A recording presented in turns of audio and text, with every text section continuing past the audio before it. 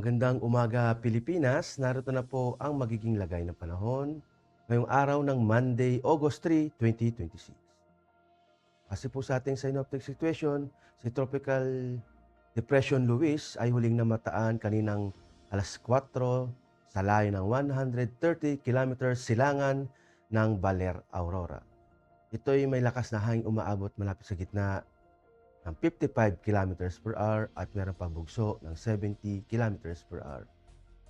Ito'y almost stationary sa Pacific Ocean. Samantala, si Typhoon Dolphin ay huling namataan kaninang alas 3 sa layo ng 2,850 silangan ng northeastern part ng extreme northern Luzon. Ito ay may taglay na hangin umaabot malapit sa gitna ng 155 kilometers per hour at meron namang pagbugso ng 190 kilometers per hour. Ito ay kumikilos pa west-northwestward sa bilis na 25 kilometers per hour. Ang nasabing bagyo ay wala pang direktang epekto sa ating bansa. At para naman sa track at intensity, forecast ni Tropical Depression Luis, makikita natin na mapapanatili niya kategory niya as a tropical depression at inaasahan nga itong magla-landfall dito sa may silangang bahagi ng Northern Luzon. At pagka-interact niya sa landmass ay ito'y magre-curve at ito'y babalik sa Pacific Ocean bukas ng hapon at inaasahan din by Wednesday ay ito'y unti-unti nang lalayo sa ating landmass at inaasahan naman Wednesday naman ng hapon ay ito'y maging low pressure area na lamang. Dulot nga ni Tropical Depression Luis, meron tayong tropical cyclone wind signal dito sa parte ng Cagayan, eastern section ng Apayao, southern portion ng Apayao, silangang bahagi ng Kalinga, silangang bahagi ng Mountain Province, silangang bahagi ng Ifugao, Isabela, Quirino, Aurora, Quezon at sa northern part ng Camarines Norte.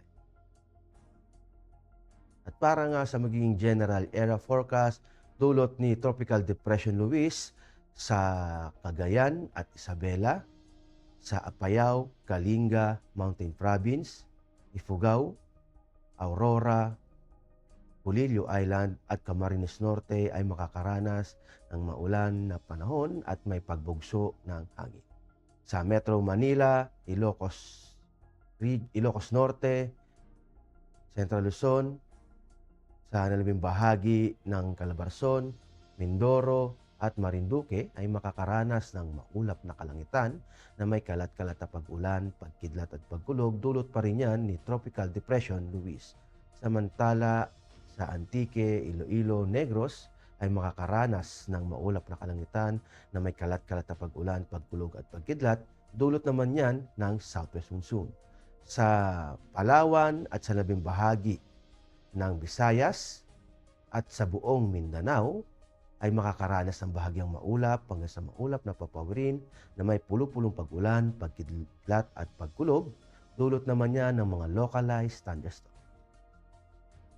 At para naman sa impact to flight operations, dulot nga ni Tropical Depression Luis sa Cagayan, Isabela, Quirino, Apayao, Kalinga, Mountain Province, Ifugao, Aurora, Quezon, Camarines Norte, Metro Manila, Ilocos Region, Central Luzon, Calabarzon, Mindoro at Marinduque ay makakaranas ng main hazard nito ng weak tropical system with sustained winds ng below 63 kilometers per hour. Ang impact nito sa Rotary, BFR, flight operations are not advisable due to reduced visibility and gusty winds. Hover operations may be unsafe. Sa fixed wing naman, turbulence and wind shear are expected within rain bands area. Flight delay or cancellation are likely. Sa nalabing bahagi ng bansa, dulot ng localized thunderstorms, ang main hazard dito is yung afternoon convective development may produce gas fronts and heavy rainfall. Ang impact nito sa Rotary, downburst, strong wind gust, and reduced visibility pose significant hazard to flight operation. Avoid cumulonimbus activities. Fixing naman, severe turbulence and wind shear are likely during arrival and departure phases. Aircraft may experience delay or require diversion to alternate airfields. At para naman sa astronomical information, ang araw ay sumikat kaninang 05:40 AM at lulubog din naman mamayang 06:25 PM. Sa moon illumination, meron tayong 77%. At para nga manatiling updated sa lagay at pagtaya ng panahon, i-follow lamang ang Air Force Weather Center sa mga social media accounts. Sa ngala ng aming commanding officer na si Colonel Hermelino T. Calubiran Jr. PAF GSC, ako po si Technical Sergeant Prem Benedict V. Arcilla, Weather Broadcaster ng Air Force Weather Center. Maraming salamat po.